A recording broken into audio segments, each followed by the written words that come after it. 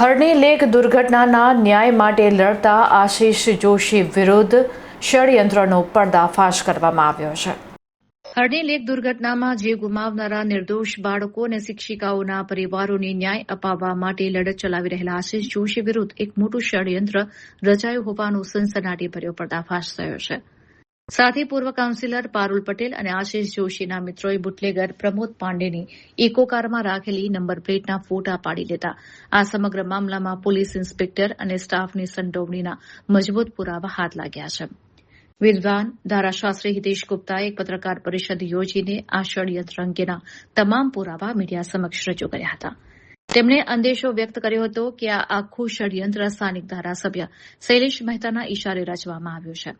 પત્રકાર પરિષદમાં આક્ષેપ કરાયો હતો કે બુટલેગર પ્રમોદ પાંડે સંખેડા પોલીસ સ્ટેશનનો નિયમિત ગ્રાહક છે. તેમ છતાં પોલીસે તેની વિરુદ્ધ ઓર્ગેનાઇઝડ ક્રાઇમની કલમ દાખલ ન કરીને તેને જામીન અપાવવામાં મદદ કરી હતી. જ્યારે બીજી તરફ આશિષ જોશીને ખોટી રીતે ભેરવવા માટે નવી કલમોનો ઉમેરો કરવામાં આવ્યો હતો. આ અન્યાય અને પોલીસ પ્રશાસનની પક્ષપાતી કામગીરી સામે હવે ન્યાય મેળવવા માટે કોર્ટમાં અપીલ દાખલ કરવામાં આવી છે. આ ખુલાસા બાદ વડોદરાના રાજકારણ અને પોલીસ બેડામાં ભારે ખળભળાટ મચી ગયો છે.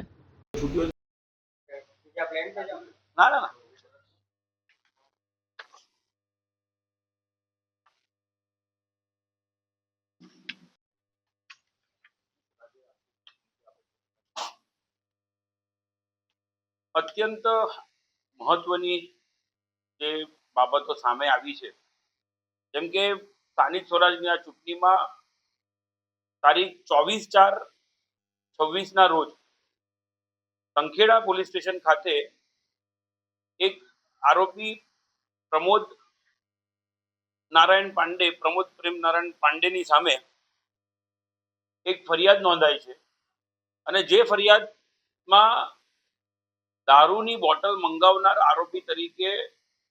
વોર્ડ નંબર 15ના જે તે વખતના ઉમેદવાર અને પછી જીતેલા કોર્પોરેટર એવા આશિષભાઈ જોશીનું નામ જ્યારે આ મામલે સામે આવ્યું ત્યારે સતત બધા માટે જે ચોંકાવનારી બાબત હતી, પરંતુ ખબર હતી કે જે પ્રકારે એ લોકોની વચ્ચે જઈ રહ્યા હતા, જીત એમની નિશ્ચિત હતી અને એટલે જ કદાચ એમને એક આ સંખેડા પોલીસ સ્ટેશનની ખોટી ફરિયાદમાં ટાર્ગેટ કરવામાં આવ્યા. જેમ જ ખબર પડી કે આ એક ફરિયાદ નોંધાઈ છે એટલે તાત્કાલિક ધોરણે પ્રથમ તો મુખ્યમંત્રી શ્રીથી લઈને પોલીસ અધિક્ષક સાહેબ શ્રી, જ્યારે છોટાઉદેપુરના એસપી તમામને લેખિતમાં તમામ વિગતો સાથે આશિષભાઈ જોશી દ્વારા એક રિપ્રેઝન્ટેશન કરવામાં આવ્યું. આશિષભાઈ જોશીએ પોતાનો નાર્કો ટેસ્ટ, સાયન્ટિફિક ટેસ્ટ, બધા પ્રકારના વૈજ્ઞાનિક પદ્ધતિઓથી તપાસ કરાવવાની પોતાની તૈયારી બતાડી અને 11મી મેના રોજ જ્યારે પ્રધાનમંત્રી શ્રી વડોદરા આવેલા હતા તે વખતે સંખેડા પોલીસ સ્ટેશનથી પોલીસ ઇન્સ્પેક્ટર જેયુ ગોહિલ એ પોતે વડોદરા આવે છે, આશિષ જોશીના ઘરે જાય છે અને આશિષ જોશીને ત્યાંથી લઈ જઈને પાણીગેટ પોલીસ સ્ટેશન ખાતે લઈ જાય છે. ત્યાં પારુલબેન પટેલ પણ ત્યાં હાજર હતા અને પારુલબેનની અને અન્ય પરિવારજનોની હાજરીમાં પાણીગેટ પોલીસ સ્ટેશન ખાતે જ્યારે પૂછપરછ થાય છે, આશિષ જોશી તમામ પુરાવા સાથે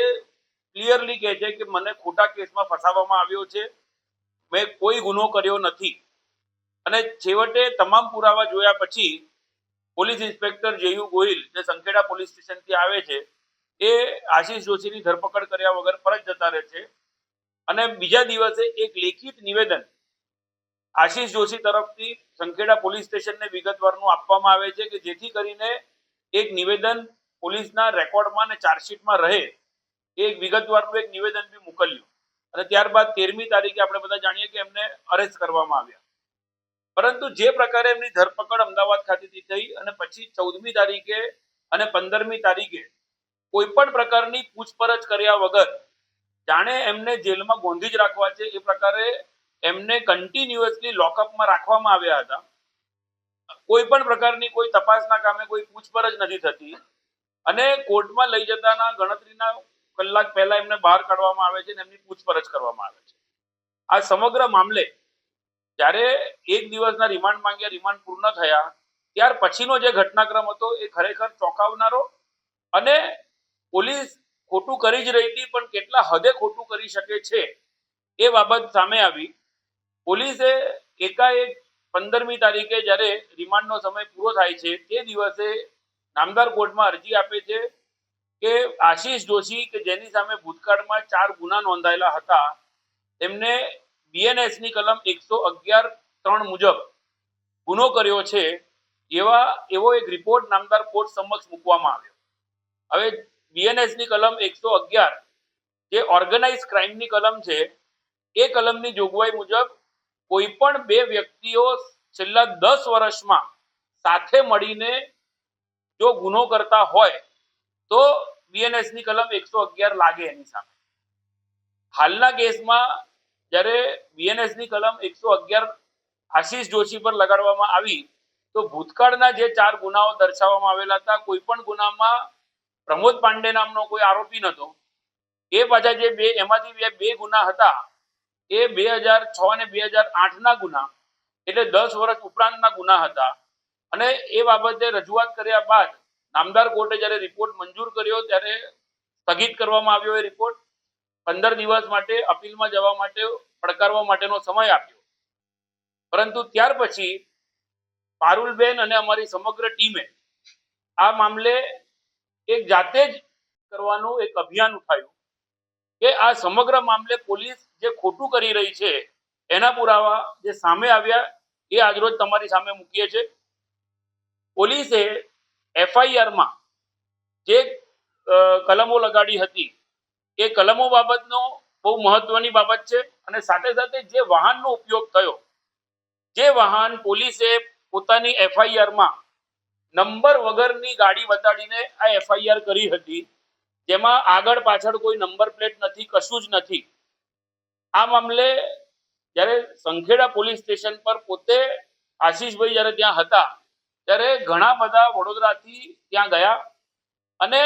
આ જે ગાડી હતી એ ગાડી જે રીતે ત્યાં પડી હતી આ એક જ ઓમની ગાડી જે મુદ્દામાલ ગાડી તરીકે પોલીસે આ કેસમાં કબજે બતાડી છે એમાં ગાડીની આજુબાજુમાં બધી જગ્યાએ બીજી ગાડીઓ પડેલી છે જે બિલકુલ જૂની ગાડીઓ અને પંચર ગાડીઓ પડેલી છે. એટલે એ ગાડીને ખરેખર જો અંદર મૂકવી હોય તો ક્રેન થકી આ વાનને અંદર પાર્ક કરાય. અને એમાં પણ જ્યારે કાચમાંથી ફોટોગ્રાફ પાડ્યા જોયું તો ગાડીની અંદર જ એક નંબર પ્લેટ દેખાઈ આવી છે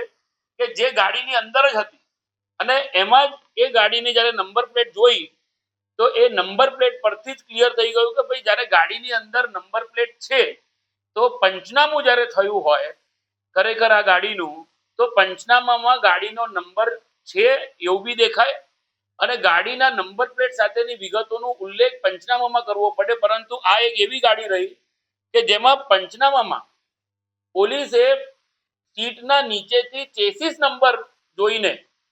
ચેસિસ નંબરનો ઉલ્લેખ ફરિયાદમાં કર્યો પણ ગાડીના અંદર જે નંબર પ્લેટ હતી એ નંબર પ્લેટ પોલીસે કોઈ જગ્યાએ ઉલ્લેખ નહીં કર્યો. જે નંબર પ્લેટ અમારા ધ્યાનમાં આવી એ નંબર પ્લેટનો ફોટોગ્રાફી જે છે એ બી અમે લઈ રાખ્યો કે જેથી કરીને હવે અમને ખાતરી છે કે પોલીસ આ નંબર પ્લેટનો નાશ કરી શકે છે. આ નંબર પ્લેટ એ જ નંબર પ્લેટ છે જે અમે RTO માંથી ટેલી કરી કે જે ચેસિસ નંબરનો ઉલ્લેખ FIR ની અંદર કરેલો છે એ જ ચેસિસ નંબર વાળો આ નંબર પ્લેટ ગાડીની અંદર જ હતી. તો જ્યારે આ નંબર પ્લેટ જ ગાડીની અંદર હતી તો નંબર પ્લેટ છુપાવવાનું પાછળનું કારણ શું? જે અમારું સ્પષ્ટ માનવું છે કે આ નંબર છુપાવવા પાછળનું કારણ એક જ હોઈ શકે કે જો નંબર સાથેની જો વિગતો પોલીસ જાહેર કરી દે તો કોઈ પણ જગ્યાએ CCTV કેમેરામાં ફાસ્ટેગથી ટોલ નાકા પર કે આજુબાજુના જગ્યાએથી કોઈ પણ જગ્યાએથી આ ગાડી જો પસાર થઈ હોય તો નંબર પ્લેટથી ઇઝીલી આ ગાડી ટ્રેસ થઈ શકતી હતી અને એટલા માટે પોલીસે નંબર પ્લેટ કાઢી નાખી. એ નંબર પ્લેટ પણ અંદર જ રહેવા દીધી અને અંદર ભૂલી ગયા કે આ નંબર પ્લેટ ખરેખર અંદર રાખીને કોઈને પણ આ નંબર પ્લેટ દેખાઈ શકે છે અને એ નંબર પ્લેટ જ્યારે અમને લોકોને જ દેખાય છે ત્યારે એનો ફોટો બી સંગ્રહ કરીને રાખ્યો. હવે એટલે જ જ્યારે આ સમગ્ર મામલે પુરાવા એકત્રિત કર્યા છે. હવે પુરાવા એકત્રિત કર્યા પછી અમે કુલ 5 આરોપીઓ જેમાં પોલીસ ઇન્સ્પેક્ટર જેયુ ગોહિલ, બંને ફરિયાદ કરનાર રાહુલસિંહ ઘનશ્યામસિંહ. પછી રેડિંગ પાર્ટીમાં બંને રેડમાં એક નામ જે કોમન આવ્યું છે એએસઆઈ રાયસિંગ જયસિંહ, જે અગાઉની રેડમાં બી દેખાય છે, હાલની રેડમાં બી દેખાય છે. પછી ઇન્વેસ્ટિગેટિવ ઓફિસર જેમનું ફરિયાદમાં જ નામ છે એ છે વિજયકુમાર દીપસિંહ બારિયા. અને આ બંને ફરિયાદોમાં એક ખૂબ જ મહત્વનું નામ જે આવી રહ્યું છે કે જે પીએસઓ કહી શકીએ, પોલીસ સ્ટેશન ઓફિસર, કે જે સ્ટેશન ડાયરીમાં એન્ટ્રી કરે અને સ્ટેશન ડાયરીમાં એન્ટ્રી કરીને ગુનો રજીસ્ટર કરે. આ બંને ફરિયાદમાં જ જણાવેલું નામ, એ બંને ફરિયાદો જેમાં ગુનો રજીસ્ટર કરનાર પીએસઓ કોણ હતા, તો આ બંનેમાં એક જ નામ આવી રહ્યા છે, જે નામ છે પીએસઓ તરીકે બાબુભાઈ ગોરધનભાઈ પરમાર. એટલે સંખેડા પોલીસ સ્ટેશનના કુલ 5 પોલીસ કર્મચારી, police inspector J U Gohil, Rahulsinh Ghanshyamsinh, Raisinh Jaysinh, Vijaykumar Deepsinh Baria, Babubhai Gordhanbhai Parmar, આ તમામ સંખેડા પોલીસ સ્ટેશનના પોલીસ કર્મચારીઓએ મુખ્ય આરોપી પ્રમોદ પાંડેને એક ગુનાહિત ષડયંત્રના ભાગરૂપે ઈરાદાપૂર્વક ફરિયાદમાં ઓછી કલમ લગાડી છે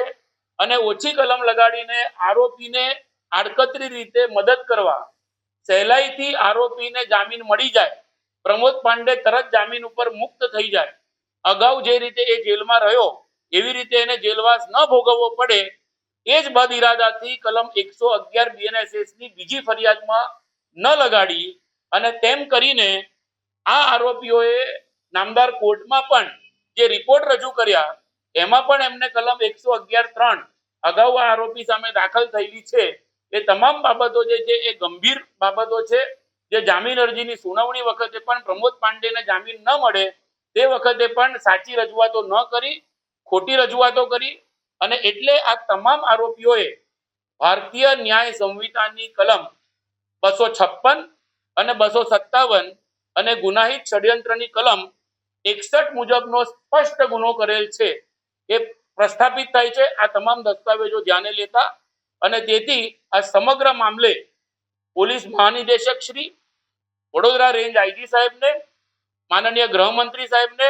માનવ અધિકાર પંચ અને વડોદરા લોકલ પોલીસ સ્ટેશનમાં આ તમામે તમામ જગ્યાએ માજી મ્યુનિસિપલ કાઉન્સિલર પારુલબેન પટેલ મારફતે એક વિગતવારની લેખિત ફરિયાદ ઓનલાઈન તેમજ પોસ્ટ દ્વારા અને રૂબરૂમાં અમે આજરોજ આપી રહ્યા છે. આ સમગ્ર મામલે જે પ્રકારે પોલીસે ગુનાહિત પ્રવૃત્તિ કરી છે એમાં આ સરકાર તરફે થયેલી બંને ફરિયાદોમાં બદ ઇરાદાપૂર્વક જ આખું આ એક ષડયંત્ર રચવામાં આવ્યું છે. ફરિયાદમાં બહુ સ્પષ્ટ માંગણી છે કે તમામ આરોપીઓના